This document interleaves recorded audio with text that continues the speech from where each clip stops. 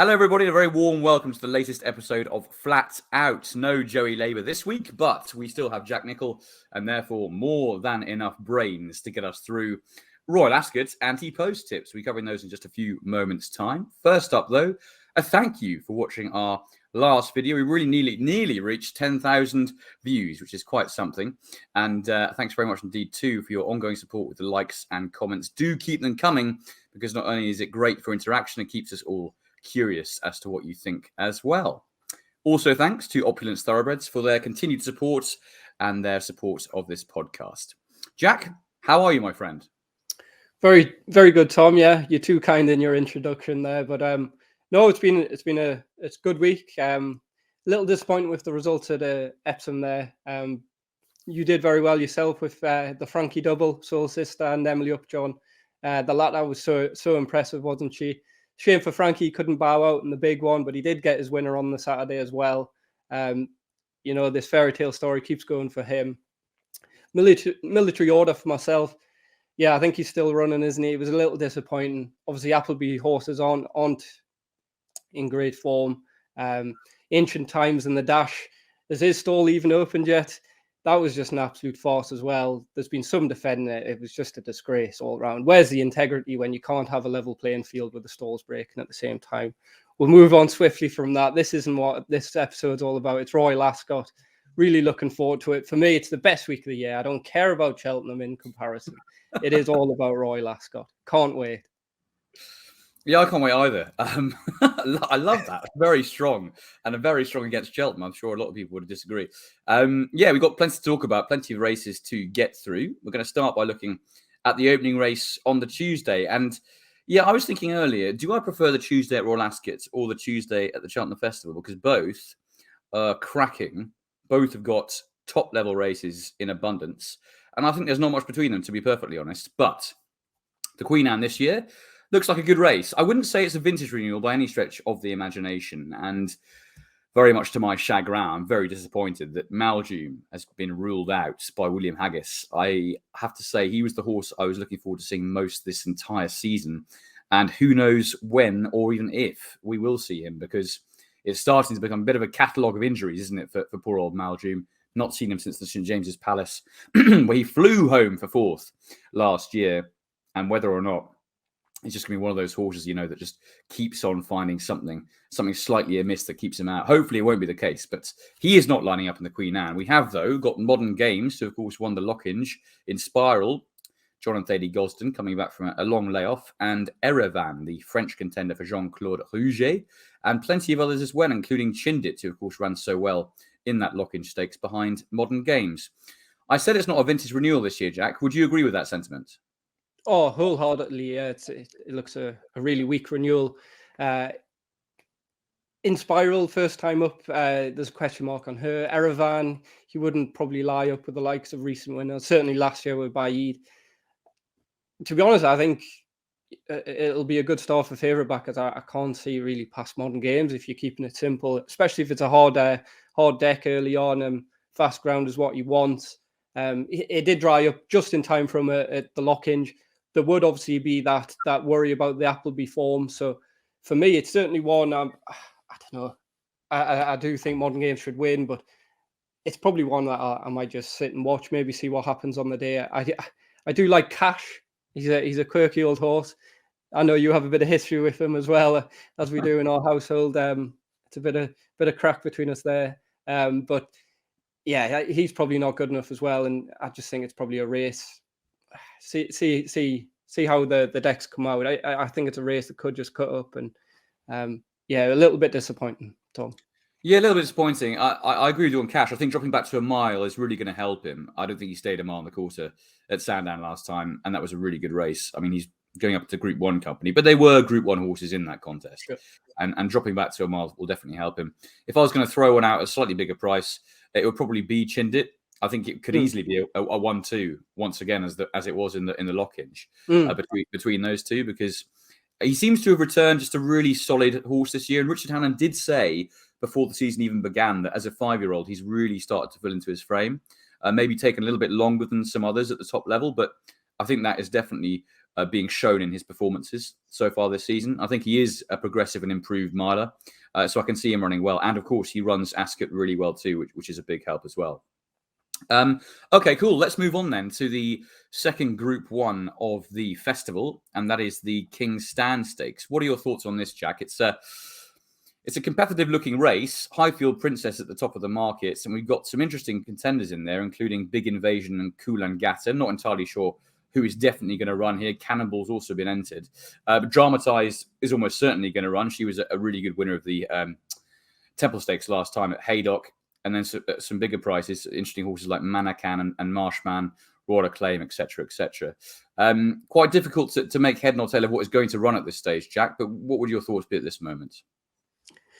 It does look quite an open renewal at this time. I do think that Highfield Princess could be the one that comes for a lot of support. Obviously, she's a previous Royal Ascot winner, but first time up at York, she ran a great race there under a penalty, and I think she'll be cherry ripe for this now. And I think she's just an absolute speedball. This stiff 5 furlongs. Obviously, she does stay 6 as well. It just could be tailor made for her, to be honest. I know there's big targets along the line, and the Nunthorpe will be the one that really wants to win. But I think at the moment she's around 3-1, 130. I think she could really go off shorter than 2-1 if the support obviously does come for her. And Dramatise, I wouldn't be sure that she'd back up the Temple run. There was obviously the Golden Highway up on this near rail. A stiff 5 furlong. I wouldn't be sure that obviously she didn't stay in the Breeders' Cup, and this stiff 5 furlong might just draw out those stamina concerns a bit more. Looking a bit further down the line, I think Mannequin could be the one for the each way back, as he's a dual winner at Ascot. He ran a great race there in the Palace House at Newmarket in his prep. So from the bigger prices, looking at them, as you say, that it's hard to know what still runs, but I'd be absolutely certain he's going to run bar an injury or a setback. And I think at 12-1, it has been shortened a little bit over the last month. I think price-wise mentioned him as well. But yeah, come back to it. I think if you press me now, I don't have a bet per se, but I think Highfield Princess is the likeliest winner. I think probably there is still a little juice in the price, though, of Mannequin for each way backers. Okay, nicely done. Yeah, I think Highfield Princess is as solid as a calm, really, isn't she?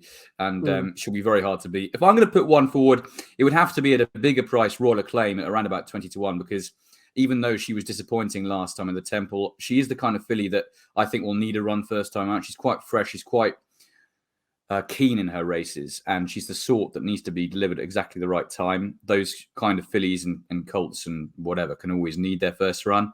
And I wouldn't be giving up on her just yet. James Tate thinks the world of this horse.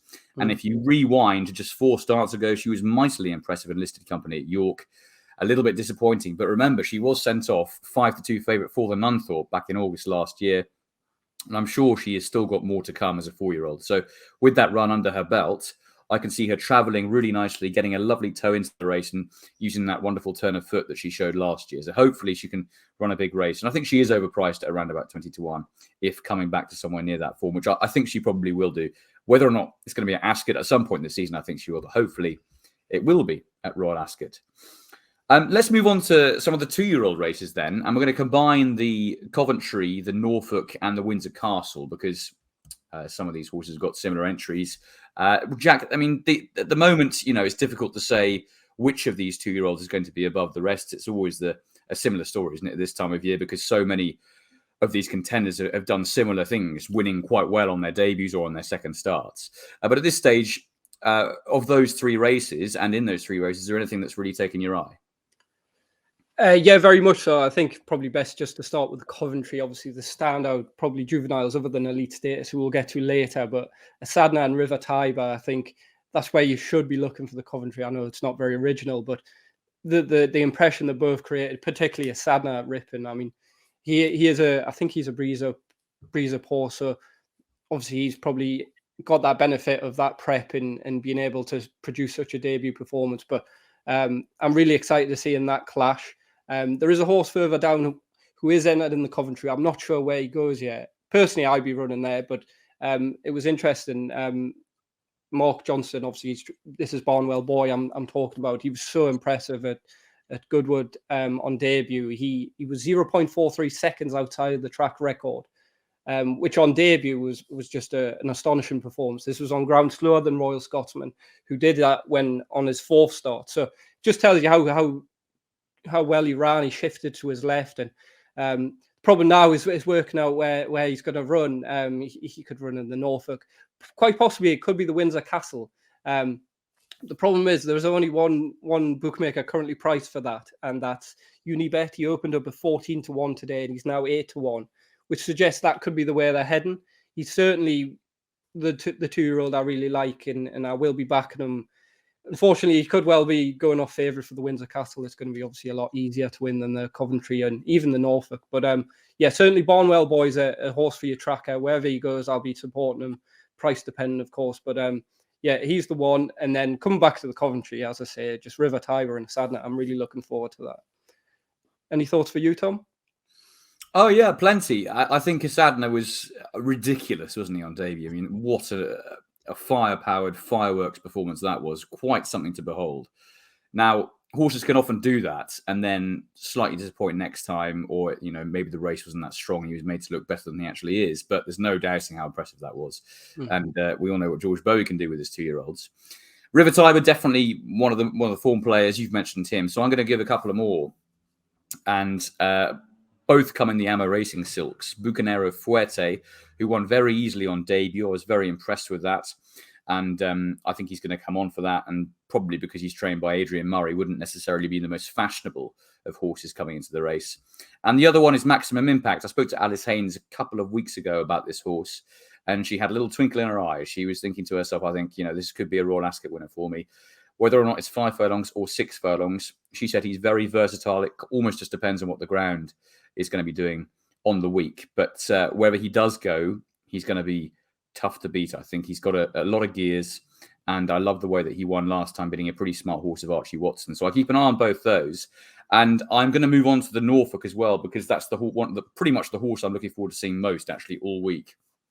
And that is Elite Status, because I was at Sandown for the Brigadier Gerard meeting, and I saw him up close, absolutely demolishing his rivals in the National Stakes. And you've got to really see it to believe it. I'm so glad we have, in this modern day, replays that we can go back and look upon, because if you watch that and watch it over and over again, you will not fail to be astonished by the way that not only did he quicken to go past rivals, but then in the final half furlong, he quickens again. And horses that can do that, have 2 turn of foots in races, are very rare, which I think suggests to me that he is going to be extremely difficult to beat in that Norfolk Stakes. He is a very short price favourite, but I think you wouldn't be a backer, you'd just be a watcher, because hopefully he'll do something similar to what he did at Sandown last time. And I think Ascot will really suit him as well. The other horse, actually the horse that he reminds me of, this is going to sound a little bit ridiculous, is Pantra Celebra, who won the Arc about 25 years ago.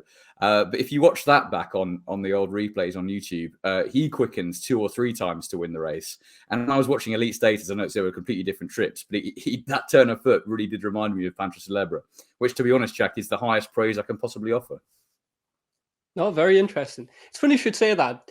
The most impressive performance I've ever seen live was Lady Aurelia's King Stand, who obviously is the dam of American Rascal, who's going to take him on. So a nice little follow on there. And obviously he was so impressive. I mean, all these Wesley Ward horses, he comes with 4 or 5 every year. The hype around this one's the usual. But no, I'm really excited to see him. Who knows? Obviously, he could just be going to the furlong pole. I'm sure you'll be hoping, and then he'll just give a nice tour to Elite Status, who can go on from there. I would like to give a quick mention to Devious of, I think Donica trains it, not Joseph. He was really impressive at Naas. I remember reading an article the next day. They were thinking it was a Coventry horse, but he's shown such brazen speed that they're thinking probably just stick at 5 for now. And I thought that was quite interesting. If you're thinking you've already got a Coventry horse, obviously you hold the horse in the highest regard, and he's already backed that up. I don't think the form of the race had really worked out. I don't think it's been tested much, but there hasn't been any winners of such. But the manner in which he won obviously suggests he's obviously above average. So I think a double figure price around 12-1, it could be interesting.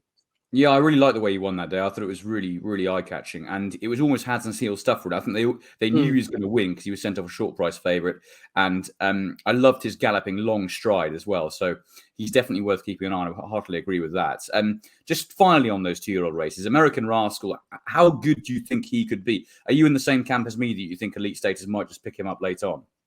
Quite possibly, yeah. We've seen over time now that obviously Wesley comes over and he talks him up. This is the best one I've had. This one's the best one I've had. And I must admit, I've not heard him say that yet. Who knows? There's time yet, of course. But look, he created a good impression, won easy enough. And it's just that angle for Lydia, really. Obviously, all the UK fans love her. She came back and did it twice. The 2-year-old performance was so impressive as well. But I just remember watching. I was down. I've never watched a race at Ascot at the furlong pool, and just remember her quickening and then booting away clear the likes of Marsha and really good horses in behind her. And that was genuinely one of the best performances I've ever seen live. I mean, off the top of my head, Frankel at the Juddmonth, that's in there, and that was better than that for me. Funnily enough, Time Test when he won the Jubilee Stakes would be another race. I remember watching, thinking, bloody hell. And unfortunately, he never won a Group 1, but I'm certain he was a Group 1 animal. So it's been nice to see him having winners as a stallion since. Yeah, and of course, Time Test standing at the National Stud now. Lucky enough to see him quite recently, looking resplendent in his slightly older age. Good stuff, Jack. Let's move on to the St James's Palace Group 1 over a mile for 3-year-old colts. And at the top of the market, we have Chaldean, who, of course, won the 2,000 guineas in this country. In Ireland, the 2,000 guineas was won by Paddington. Those two at the top of the market. The horse that I like most is third in, Cicero's Gift. Apart from Elite Status, he'd be the horse I'm looking forward to seeing most at Royal Ascot. And then we've got Mustabshir, who was so impressive at York last time. That form has been franked, with the second going in very easily at Leicester last week. And further down, you've got Indestructible, who, of course, won the Craven Stakes. And then a few more, Isaac Shelby, Royal Scotsman, a couple who might not run. But at the top of the market, we can be pretty sure that Chaldean, Paddington, Cicero's Gifts, Mustabshir are all going to take part. Mustabshir, a potential for a handicap, but certainly the front three will, I think. And of those three, Jack, who would you be most keen on? Yeah, I can't really see past Chaldean again here, Tom. Obviously, personal investment, having followed him in at the Guineas, and with that performance, I just think he is the best 3-year-old colt in training. One horse I'm a little disappointed who's not running, who he was going to go for the Irish Guineas setback there. He's not going to run now here either. He's going to go at the Curragh. That's Al Rifa. I think he's really potentially a real top class horse. So he'll be a miss to the meeting. Paddington was impressive enough, obviously, in his absence. I'm not sure he's good enough to beat Chaldean. I'd be taking him on. And look, Chaldean's short enough as well. Cicero's Gift, I must admit, I don't really rate his form. I'm not a fan of the horse. I think he's been beaten in inferior opposition. Sorry, Tom, but look, it's an opinions game, mate. It's opinions. Of course, game. yeah, of course. And look, I just think Chaldean is just a class above here. Really, I think it's a race that could cut up, and yeah, look, Chaldean, simple as that. I think. Would you be concerned? Let's give you a scenario. Say at the moment the ground is absolutely rattling everywhere. Would you be concerned if it came up good to firm at Ascot on that first day? Would you be a little bit concerned that perhaps he might be slightly more vulnerable to, say, a Paddington, because his best form, I think it's fair to say, has come on softer ground. I mean, I know he's won on good ground, but his Group 1 winning form has been on soft. Yeah, not really. No, I think certainly. On the first day there, they're not going to have it proper rattling. They're going to water it to some degree. It's going to be probably on the faster side of good to firm in places. One horse I do want to mention there, which I'd completely forgotten and shouldn't have, but that is Mustabshir. He could well run. I think, as I say there, the race could cut up, so it might just twist the arm, but they are obviously considering the Jersey Stakes, which I think is probably the likeliest destination at the moment. But there's the Britannia as well. Surely he goes for the group race, and as I say, if it cuts up quite a bit, then that could be a race. I would rate him. Obviously, the second and fourth, as you mentioned, have come out and won since, so the form is working out quite nicely. But no, I'm not worried about the ground for Chaldean. I just think he's a cut above. Yeah, Zeryab, who was second, absolutely hosed in at Leicester, and then New Business at Kempton was as impressive. So that form looks really strong, to be fair. Yeah, I'm just going to give a mention to Cicero's Gift, because He's a horse who took my eye last season, and he's only had one start so far this season for Charlie Hills, and he absolutely pulverised them at Goodwood. And Kolsai, who didn't get a clear run at the most important stage of the race, to be fair, was back in second, beaten 5.5 lengths, but no chance he would have got near Cicero's Gift, who once he was let down was just turbocharged to the line. So for me, he has got to obviously find a bit to mix it on ratings with the top at 2 in the market. But I think there's a huge amount of potential there. And he's really exciting for me. And I think Rattling Ground is exactly what he wants. So for me, Cicero's Gift is very much a proper contender in there. I hope he starts off around 4-1, 9-2. I think maybe even 5s. I think the front 2 will solidify in the market come the day because they have that form, because they're Juddmonte, Aidan O'Brien. And Cicero's Gift may just creep under the radar a touch, given that he might not be, the most fashionable owners. And Charlie Hills, he's had some very good horses in recent history, but not to the extent that Andrew Balding and Aidan O'Brien have. So possibly he might get about a 5-1 on the day, but he'd be my pick in the race, I think. Whatever happens, though, looks like a really good one this year. Let's move on then to the Queen Mary, which is the 2-year-old fillies race, Jack. And we saw a pretty impressive victory earlier this week, actually, time of recording at Nottingham from Beautiful Diamond, who bolted up really on her debut. But Born to Rock was very impressive herself for Jane Chapel-Hyam. And then further down, Classic Flower, Got to Love a Grey, and plenty of others too. Relief Rally in there as well. And I think that brings us nicely onto your fancy. Yes, Relief Rally. Look, the William Haggas first 2-year-old of the season angle that I love to bang on about. She was so impressive at Windsor, winning under hands and heels, and she's followed that up with an even more impressive performance, winning at Salisbury and beating a decent yardstick in Juniper Berries. And I remember when I worked at some of the lodge, William was always really keen to get a bit of experience at 2 or 3 runs into his 2-year-olds that went to Ascot. And she was entered up in the Hillary Needler at Beverley. She's not running, so I suspect now she does go straight to the Queen Mary. But look, it's by no means a strong selection. But at 12-1, I think, look, she's clearly above average. She's surely enough leading the way at some of the lodge. And I don't think she's done anything wrong.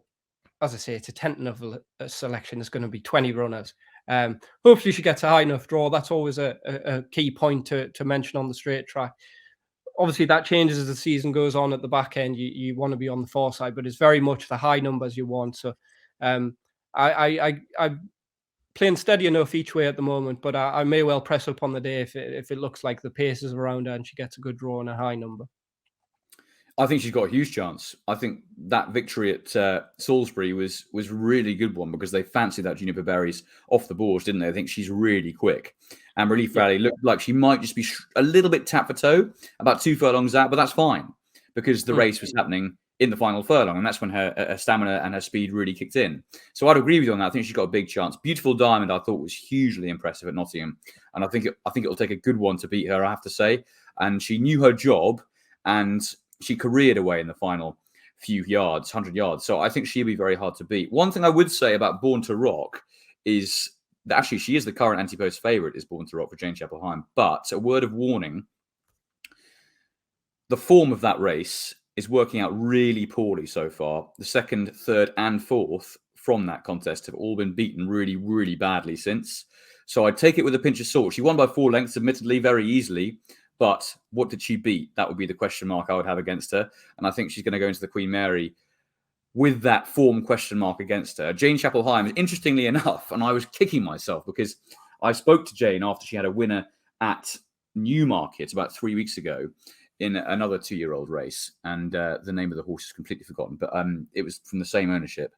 And she said to me, actually, and the interview afterwards, I said, that was a good performance, isn't it? And Jane said to me, well, you thought that was good. Well, wait for the horse at Yarmouth, Born to Rock.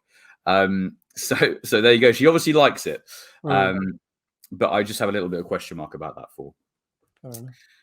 Cool. Let's move on to the Duke of Cambridge, Jack. And I know you've got a pretty strong fancy in this race. And it's always, I think it's always one of my favourite contests, probably. I don't know why. It just always seems to have a good finish, and it always seems to be pretty competitive. And arguably, it features all those fillies who don't want to run against the guys in the Queen Anne.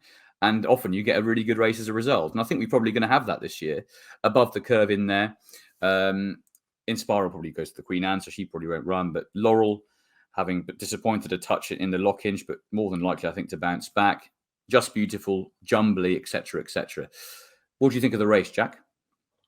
Yeah, that's a really good point there about how you get these horses that probably dodging other targets, and Laurel would be a great case in point for that. I do wonder whether above the curve, would she drop to a mile? I'd put a question mark next to her name. Certainly Inspiral will go the Queen Anne. Prosperous Voyage, who won there at Epsom, would she come here and run so soon and under a penalty? I'm not sure as well. So there is a few there at the top of the market that could well come out, but yeah, there's plenty there that's still at the top end. And my best anti-post at the moment, it would be Jumbly. I was so impressed with her return. She didn't win, of course, but she was second, and I just think this is going to put her cherry ripe for this. This has probably been the target from the start of the year. She switched into Joseph O'Brien's care. I think that's a trainer upgrade.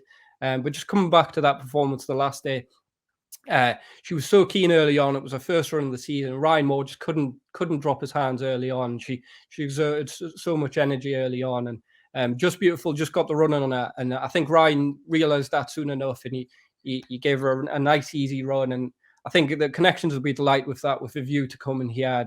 And unfortunately, I put her up at 10-1 in my Racing TV article there last week, and unfortunately, yesterday, price-wise, has kind of killed the price a little bit. She's into around 6-1. I think there's still a little bit of juice in that price, certainly for those who want to go each way. Unfortunately, the 10's not about anymore. But yeah, Jumbly, at this moment in time, she's my strongest anti-post bet, and I really, really fancy her for this. Yeah, strong words there from Mr. Nicol on Jumbly. I'll put up a little one each way. Wouldn't be the strongest bet in the world, but I think she's got a good chance. Just Beautiful. Used to be, of course, with Ivan Furtado. Hasn't had too long with Paddy Toomey, but on the evidence of her last run, he seems to have found the key to her. And I think the better ground, the faster ground, really played to her strengths. She hasn't really had that so far for Paddy. And I think now that she did get that and she was switched back to front-running tactics, both of those little curiosities played to her strengths, and I think they really helped her improve her form and show something along the lines of what she used to show. And hopefully on rattling ground at Ascot, if it's going to be like that, she might be one of the pace angles. And the only slight concern I have about her is that she has got plenty of speed as well. So maybe that stiff mile on the straight mile might not play to her strengths so much. But I think she's looking back to her best, and I think she'll be there or thereabouts at a decent price. Right, that's the Duke of Cambridge. Now let's move on to the Prince of Wales Stakes, and a really mouth-watering contest in prospect here with Desert Crown, Baybridge, and of course Luxembourg as well. Could be a bit of a cracker, I think, and certainly one of the races that I think everyone's going to be looking forward to most throughout the week.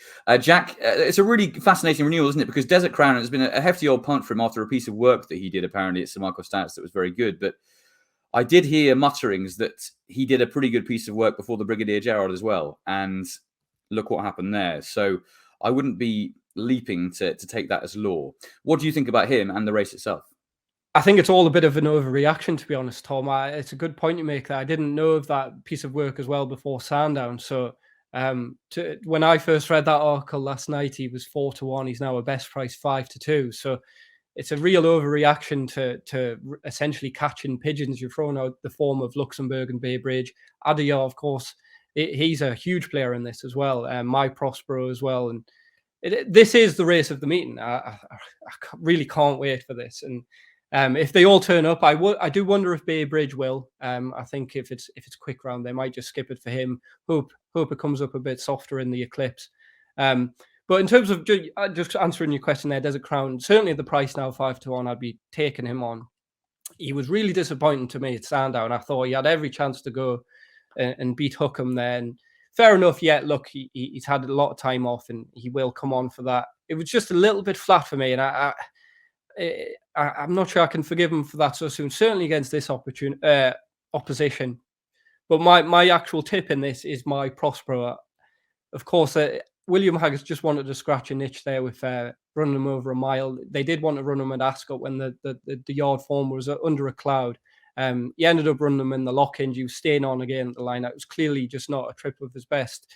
Coming back up to 10, he'll be cherry ripe for this now. And I think on form, there's really not much between them. He almost passed Adiyar at Ascot at the back end in the Champions Stakes last year.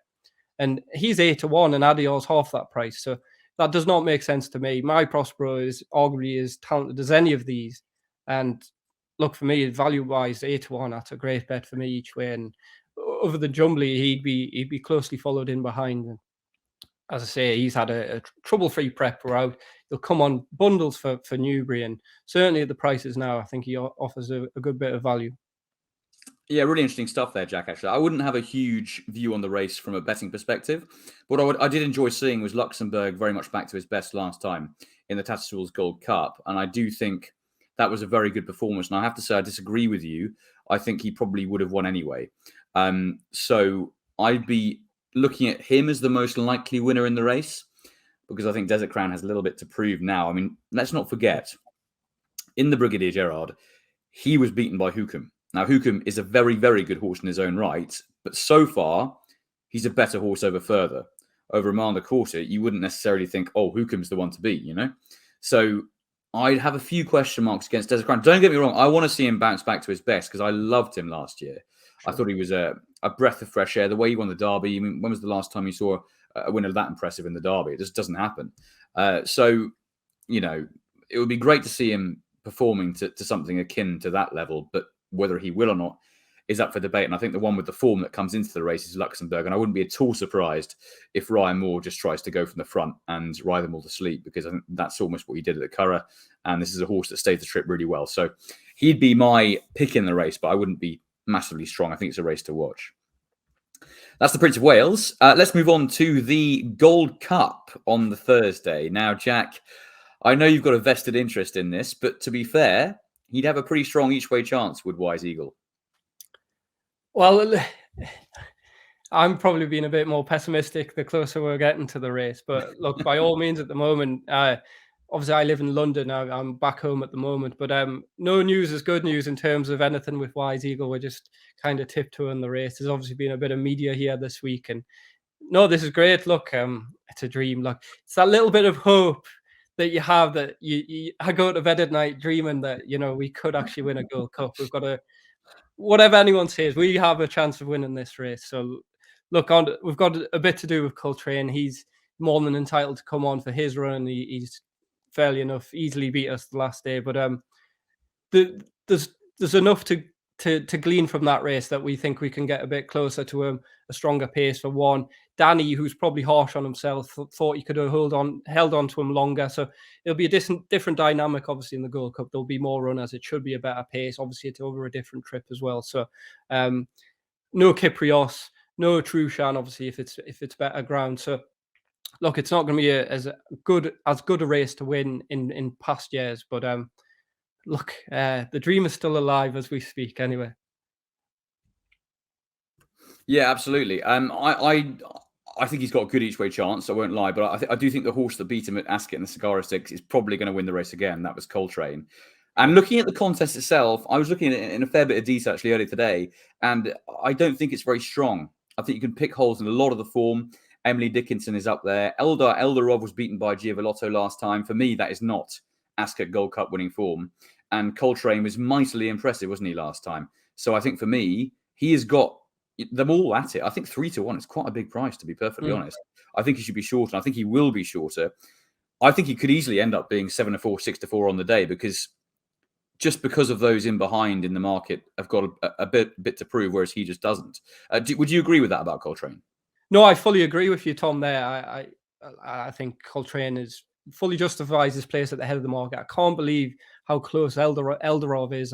Obviously, his line of form with the St. Ledger brings in Emily Dickinson, Haskoy, and El Habib, who obviously we finished ahead of in the Cigar Stakes. So that does give us positives in the Wise Eagle camp. And that line of form, there isn't really a standout. I do think Haskoy could be the one who improves the most. There's a bit of stamina there on the closer you look at her pedigree, and I think she could be the one out of those Ledger horses. But Coltrane, look, it's hard to really pick holes. And the one kind of niggle, I think probably if anyone backed him sort of in the Chester Cup last year, F95, when you got him beat there. But he is just a different animal now. He's really, really improved, and I think he is the rightful favourite probably. So I have no problems with that as a Wise Eagle man. Certainly haven't finished second to him last time out. Good to hear. Lovely stuff. That's the Gold Cup. Let's move on to the Commonwealth Cup, which is obviously the 3-year-old sprinters all going at it, hammer and tongs. Little Big Bear, very impressive in the sandy lane last time. Sarkia, so emphatic in the Mill Reef last year before. Disappointing a touch in the Guineas, or I actually think he ran quite well over a mile in soft ground. Then the Improver, the progressive horse Shaquille. And then further down to Noble Style, who was a little bit disappointed in the Carnarvon Stakes, wasn't he? And a few others too. Jack, where are you headed in this? You think Little Big Bear's the one to beat? No, I fully agree with you, Tom, there about Little Big Bear. He certainly, after that victory there at Haydock, he deserves his place after that Guineas flop. Obviously, we've seen that it could well have just been the travel disruption that Aidan O'Brien had. Auguste Rodin's obviously came and won the Derby, of course. So I think you can probably put a run through the Guineas. He probably didn't stay as well at the same time. He just looks an absolute sprinter. At the price 15-8, he probably will go off around evens, maybe a shade of odds on as we get closer. I do know the lad Ben who rides Sakia. I wouldn't say I'm close with him now, but he gave a positive update when I inquired a few weeks ago. He's around the 5-6 to 1 mark. As you say there, you didn't think he ran a bad race. I thought he ran a great race in the Guineas. Obviously, you've got to try these horses. Look, go and try and win a Guineas. But no, again, we kind of always thought that he was a sprinter as well. And no, around 5 to 1, he's probably one of those that I'm going to wait to the day I would stop short of having a bet. But at the moment, he'd be the one I'm thinking of. The vibes are good. Obviously, I haven't spoke to Ben, who I used to work with at Haggis's. But Lazoo as well is one that I think has sort of flown under the radar. She's around 12 to 1. And I think certainly Group 1 winner, course and distance winner, Rafe Beckett, I saw there on the TV. Yeah, he gave a good, positive update just the other day as well. So the vibes are good about her. I think it's a race that could kind of cut up again. So certainly a 12 to 1. If someone was looking for a bigger price, I wouldn't put anyone off that. So those would certainly be the three I'm thinking of at the moment. And if pressed for a bet, I suppose I would say Sakia each way. I can't see him out at the free, of course. Yeah, I think Sakia's got a huge chance in that race, to be honest. The one I'm going to put up each way is Cold Case. He's quite a big price. And Carl Burke has said that he thinks there's a Group 1 win in this horse at some stage. He was disappointing, wasn't he, last time behind Little Big Bear? But the trainer did say afterwards that he thought the ground was too quick for him. Now, if there's a little bit of juice anywhere in the ground at Royal Ascot Week, I think Cold Case is definitely worth an each way. He was a pretty impressive winner of the trial, I thought, I have to say, staying on really strongly to the line at Ascot back in May. And if he performs to that level, then I think he'll be there or thereabouts. So with a little bit of rain, if there is any, I'd be keen on giving Cold Case a chance each way.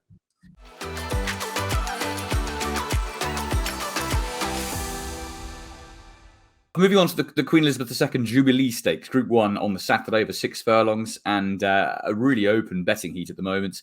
Artorius, Art Power, Sacred, Wellington, Kinross, Rohan, Alsu Hale, interestingly, further down the list. Sondrine, The Astrologist, and then a few others. Jack, at this point, I haven't got I'll tell you what, the only race really that I've looked at, I haven't really got any kind of singular view on whatsoever. I think it's a really hard race to work out, but I know you've got a couple of fancies. Yeah, I think I've got a decent hold on this race. Again, I say the My Prospero and Jumbly would be the standards, but at the same time, I think Sacred is, well, she's a cliff horse of mine, so I'm probably speaking through rose tinted glasses. But she was 5th in this race last year. She didn't get the clearest of runs. I was devastated she didn't run in Lockinge. I think that was probably the race for her. With the concerns about the rain that week, it was probably justified in going to Lingfield. But I have no doubts that she is a Group 1 horse, and this probably is her best chance for the rest of the season of winning one, unless the foray came up good at firm, which is not going to happen. Fast ground is a must. She must have that. So if there's any rain about, any soft in the description, you just put a line through it. But she's 14 to 1 at the moment, and I just can't understand that when you consider that Artorius is 5 to 1. He was third in the race last year. Fair enough, he didn't get a clear run either, but there was just a neck separating him and Sacred. I believe Sacred didn't have the cleanest of preparations last year. It was by design to run fresh, but by all means, I don't think she got the smoothest preparation. So we saw at Lingfield that she's in rare form at the moment, and yeah, I think at 14-1, there's certain value there. I think she's going to go off single figures, probably less than half that price. I would have her around the 6-1 mark now. So that tells you the confidence I have in this filly. I just love her. I adore her. I will add in not a saver, but my angle certainly here as well is to add Alsa Hale to the reckoning. Now, his UK form is very much hot and cold, so there's an obvious warning to that. But just his winter campaign, he's obviously improved beyond all measure, really. And coming back to 6 furlongs, I think is a really interesting angle. And obviously, you see what Naval Crown did last year. He'd done a similar kind of pattern to coming into this race. He dropped in trip, and his first ever try at the trip was in the Alquoz Sprint. Finished just outside the places, but Alsa Hill did similar. He was third in that. It wasn't his first try at 6. He'd been well beaten in the Bengoff at the back end at Ascot. But he's just really turned a corner recently, and I think he could be an interesting one. You're not going to get a Naval Crown price about him this year, unfortunately. He's 14-1. I think they've kind of identified that. But I think, again, there's certain juice in his price at that. And yeah, he's another that I think could probably go off single figures. Certainly, if the Appleby string do kind of return to form in the meantime, again, that's something to monitor. Okay, lovely. I'm a huge fan of Alsa Hale, always have been. A remarkable horse at his best. He's just got so many weird quirks. I mean, he's a horse who's got so much ability, but he just needs to be delivered every single time at the right time. And sometimes he's just not up for it. But if he is so good. So hopefully we'll see a day when he's performing at his best. Right, last race we're going to talk about in detail is the Wokingham. And as always, I mean, particularly at this time, a couple of weeks before, it's a bit of a minefield. But I'll tell you what, Jack, what I'll do first, I'll go through my selection. Sure. And it wouldn't be the strongest one at all of the ones that I put up so far on the pod. But I think Lethal Nymph has got a good chance each way. He's run twice at Ascot and has won both times. Last time he won at Ascot, he was particularly impressive. Earned a fairly hefty rise in the weights for that, but quite rightly too, because he was well clear of the rest. Not been quite as good since then. He's come down a pound in the weights for that. But I think back to Ascot in a big field, which he seems to relish, I think he's got a pretty decent each way chance around about 20-1. So he'd be my selection at the moment. What about you then? Well, funny enough, I've got a short list of 7 or 8 at the moment, but if I were to pick out 3, Lethal Nymph would absolutely be one of those. As you say, he's won at Ascot before. The run at Windsor is obviously just to blow away the cobwebs to come here. No, he's very much on the radar at the moment. Well, if there was a standout one, if you'd asked me this question last week, I would say Probe. Whether Epsom really suited him, I'm not sure. I know the ground certainly didn't, so fast ground would be a concern. But if there's one horse I think is tailor-made that's entered there, is Probe. Obviously, he has to be ridden a certain way, and I just think that would be amplified better at Ascot. So you'd have to be willing to forgive Epsom. I'm happy enough to put it down at the ground. I would stop short of putting a bet up as well. There's another that I like who actually run today. We're recording on the Thursday, is Kanjar. He was slowly away at Hamilton. I think there's a possibility he could well go to the Buckingham Palace, so there's obviously a little bit of a question mark there as well. Although the stiff 6 furlongs at Ascot could just be tailor-made for him. He's well handicapped, I think. He just got going too late. And Hamilton, you come down and you come back up again, and he just got going too late. The winner was given a canny ride by Joe Fannin. So Kanjar is an interesting one for me. He was well thought of to go to the Ayr Gold Cup. He was well punted for that, and it would probably just come too soon in his career now. He's a bit more hardened and a bit more streetwise, and Haggis will surely have him right. As I say, though, the worry is that he might still go to the Buckingham Palace. So I think this is a race I'm just happy to kind of wait for the decks and see how this pans out. And earlier in the week, if there's any kind of jockey pointers being jockeyed up early, I think that's probably the time to strike. And obviously our episode that will come out probably in a few days before the Tuesday is probably when we could address that again. And I think for now, it's best to keep the powder dry, and certainly in this race. Yeah, that's a really good point about keeping the powder dry, because we are currently at entry stage, or at least some of the races have only got entries for. One we haven't got, well, we don't know who's exactly going to run in, is the Hampton Court. Now, I think it's time for our any other business section.